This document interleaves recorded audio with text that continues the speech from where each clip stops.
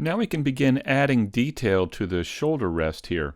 I'm not going to add all of this detail. I don't know that we need all of it, and I think trying to get all of it could really cause us to pull our hair out. So I'm going to try and go for the most important pieces, I think, or details that I think will sell the piece. So let's go ahead and begin adding the subdivision surface modifier to these. I'll begin with this piece here and just hit the division key on the numpad. I don't know that we need these faces back here anymore, so I'll just select these and delete them. We could even pull these up a bit. I don't think we need them to be this far back anymore. Let's also grab these faces here and let's extrude these, scale them in, and then extrude them straight back like that. I think that's all we need for that. So let's go ahead and add a subdivision surface modifier and smooth it, and then I'll add the edge loops to hold these edges here, because I think we will see this edge here. And there we go. So I'll hit the division key again, and now let's work on this piece right now. I'll isolate it, and then let's add a subdivision surface modifier to it and smooth it. Now this looks pretty terrible, it's true, but I think we can do quite a bit here. So I'll just begin adding some edge loops and seeing what we can get. I think down here in this we're going to need to add a couple of edge loops here to hold that. We'll also want to add one down here, maybe one up in here, and one this way as well to hold all of those. We're probably going to need one right in here. Yeah, I think that cleans that up pretty well. We'll need an edge loop down here.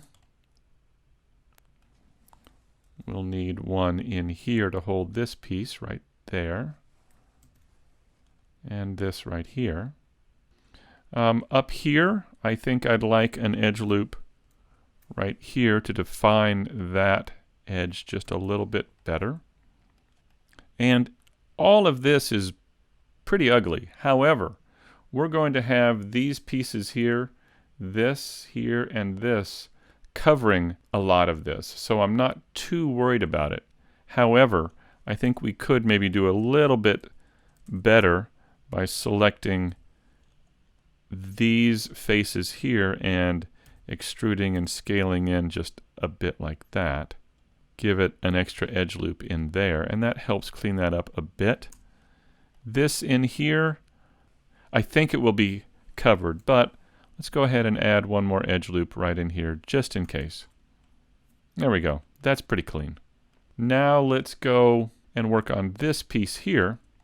Now this needs to close up back here, so I will select this edge with the Alt key and extrude and scale in a bit. I'll also scale directly in the X like that. Scale those down a bit so it really closes that off. Now let's go ahead and add a subdivision surface modifier and smooth it a bit. And now we can begin adding edge loops in here to clean this up. Now it looks like it kind of curves down here on the bottom, so I think I'll just bring this down to here and grab these faces or vertices and pull these up right into here like that, just to kind of hint at that curve there down there. I think we're going to need an edge loop back here to hold this edge. This looks pretty curved, so let's clean that up with this here. Now what that's done is it's added an edge right there, and I think what I'll do is just bring this forward and move it up, because I want to try and maintain the curvature of this piece right there. It looks like we could add edge loops here and here, perhaps right in here,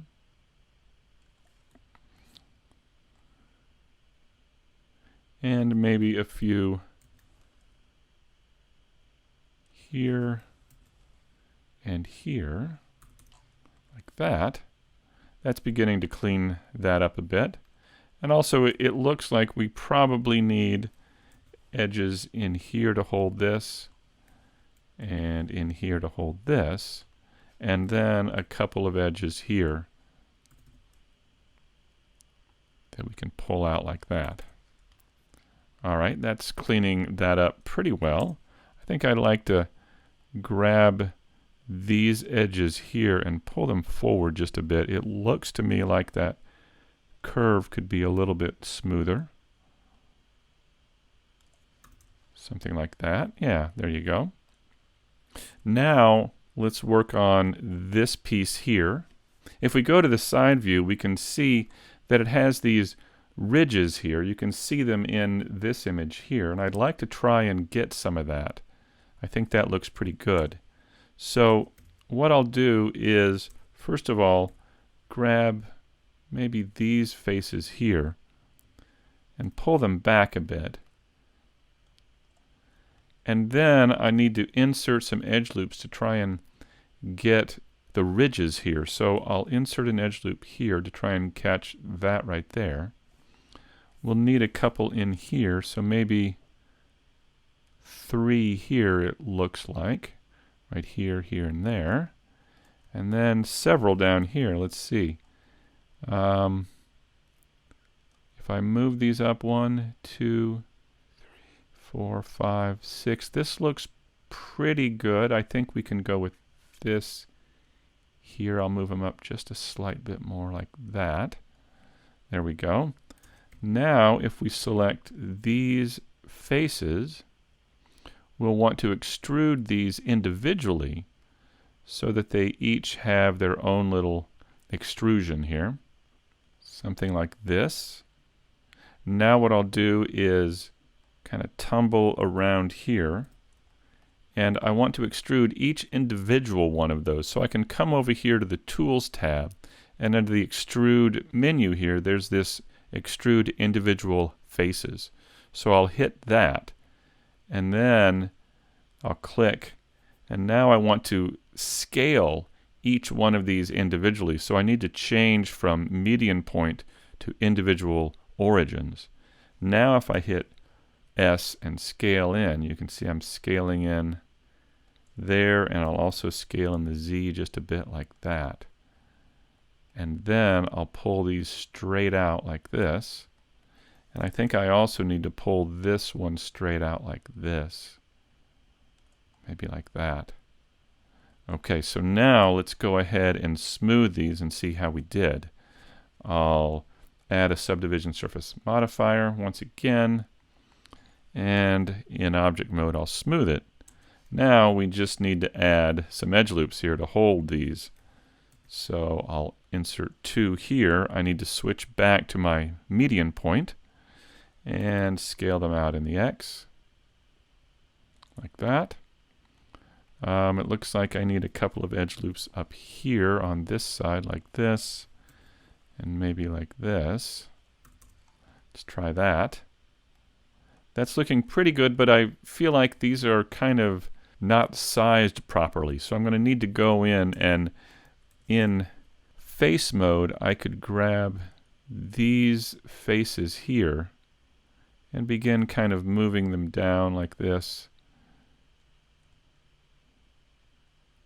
and just trying to adjust these so we get a little bit more even spacing. I didn't get the spacing very good here. Lastly, I'll just come in here and grab some of these faces right in here, and I just want to kind of bring them up so these align a little bit better with that piece right there. There we go. Alright, we're looking pretty good. I think we have a little bit more to do. In the next video we'll work on creating these cross patterns. We'll create these indentations, and we'll also use the Boolean modifier to create that hole.